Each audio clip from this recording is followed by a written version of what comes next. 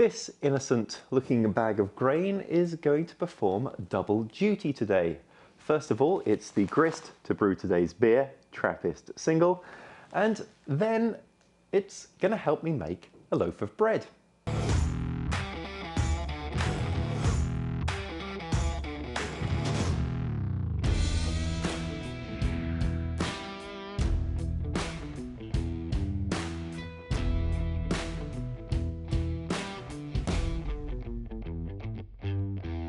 My name is Martin Keane. I'm taking the Homebrew Challenge to brew 99 beers in 99 weeks. When I started this Homebrew Challenge nearly 2 years ago, the category that I was most looking forward to was category 26, this one, Trappist ales. Also, my legal team would like to point out that Trappist is a protected legal appellation of the Trappist monasteries and is not being used here for commercial purposes. Now, this category has a bunch of great beers in it. My favourite beer style of all is in it, which is triple. I love Belgian triple. But there's also in here Belgian double and Belgian quad. And I have made those three styles multiple times in multiple ways. The fourth style in this category, Trappist single, I have never made until now. This one is a pretty simple grist and I'm going to be mashing it at 150 Fahrenheit or 66 Celsius.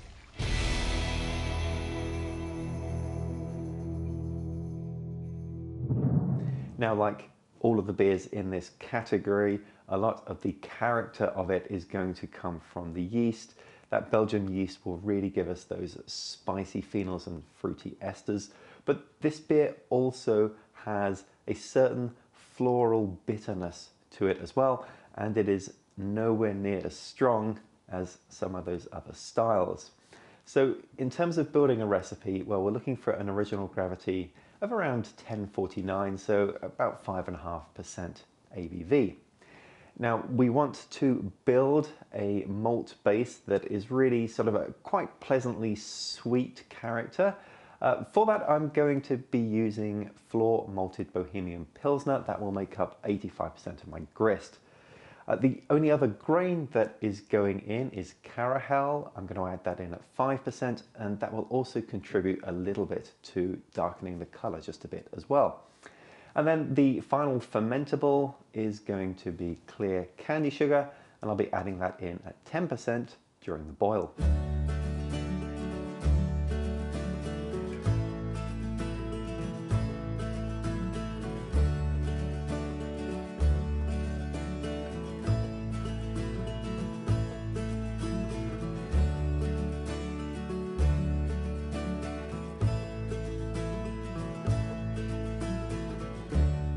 Just draining the wort out of the grains now. I never really know what to do with these grains. Typically, I just chuck them out after each brew day. And when I have used them to try to brew a party guile beer, I gave them to a friend who has a farm who tried to use it as animal feed. That wasn't much of a success. But today I am going to do something with at least a little bit of this spent grain, and that is to use it to bake a loaf of bread. So to do that, I'm going to take 1 cup of the spent grain. I'll keep that for later. Now, it's a good chance to talk about the hops that are going into this beer. So this beer has an IBU of around 29, and considering it's around a 5% beer, that is a notable amount of bitterness in this style. I'm going to use as my bittering hop Hallertauer Hersbrucker. That's going to go in at the start of the boil and give me most of my IBU. And then with 15 minutes to go, I'm going to be adding in another charge of Hersbrucker. And this will just add that that floral characteristic that we're looking for in the beer. With 5 minutes to go, I will be adding in my aroma hop, which is Styrian Golding.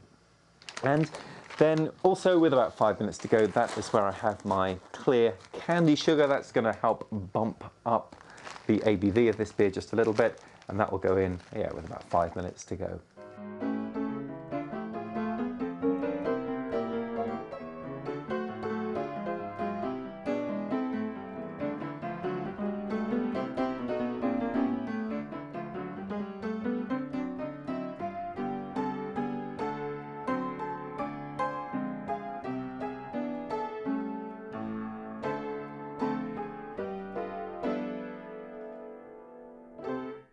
The yeast that I'm using for this beer is WLP 500 Monastery Ale yeast.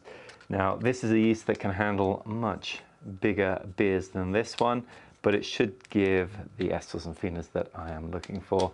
I'm going to pitch this one at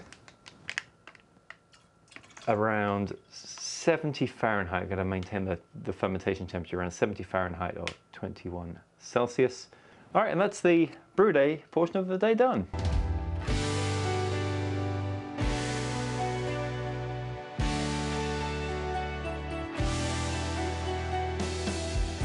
Everything cleared away, it's bread time. So I've got my bread machine here. I read years back that this was the bread machine to get, and I have used it somewhat intermittently, mainly to make sort of French bread, some sort of wheat bread, some English breads as well. The recipe I've put together today is, well, it's kind of based upon the basic white bread recipe for this system. But of course with some of the flour substituted for some of the spent grain. Don't know if this is going to work. I did look up a few other recipes online, but nothing really took my fancy, so I'm going to give this a go. So here's what I have. The exact amounts of everything is in the description of this video, but I have some water.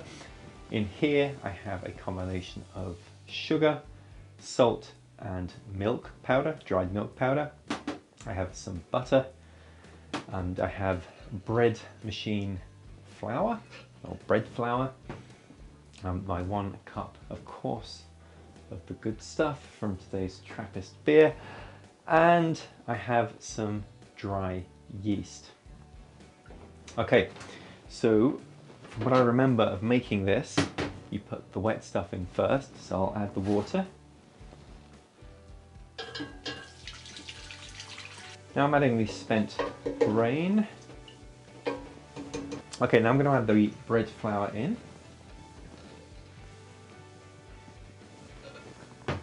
And then I have the salt, the sugar, and the milk powder. And then the last thing is the yeast. This does need to stay dry initially, so what it recommends is you just create a little pocket here and pour the yeast in. Okay, it's ready for the bread machine. So I'm going to set this to regular, basic, with a medium crust. And click on start. And this is going to take about 3 hours to make.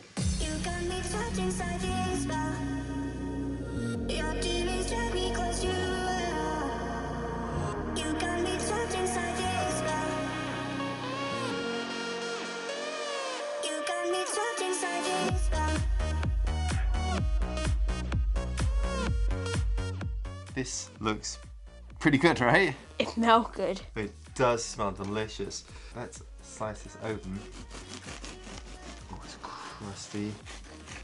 More crustier than like the bread you'll get at like a Walmart, I feel. Oh my goodness. So,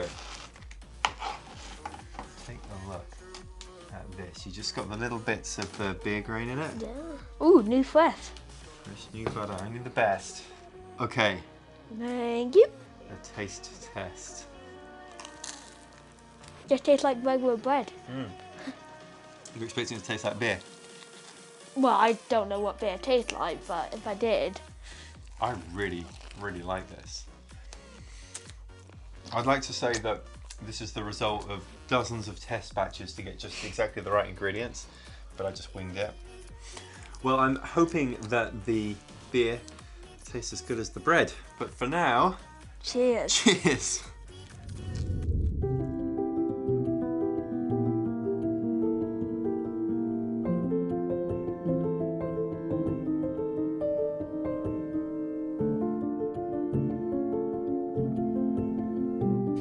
Well, welcome to the tasting. Notice anything different? I don't know. This is not the first time I've gone for a brick look behind here. Do you remember the very first set of videos? Yeah, the white brick. Yeah. This is a bit of an improvement on that one, I think. But it's still incredibly fake. It's just peel and stick wallpaper. Okay, so now we have got the Trappist single to try. What do we think about this one?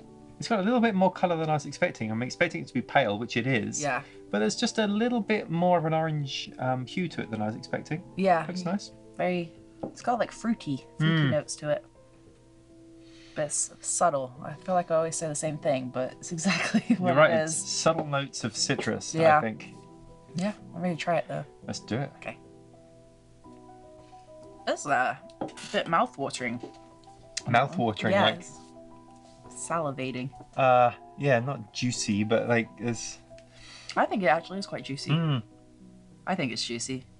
But it's like it's a subtle juiciness to it, but it definitely has like a little pucker, but it's not sour.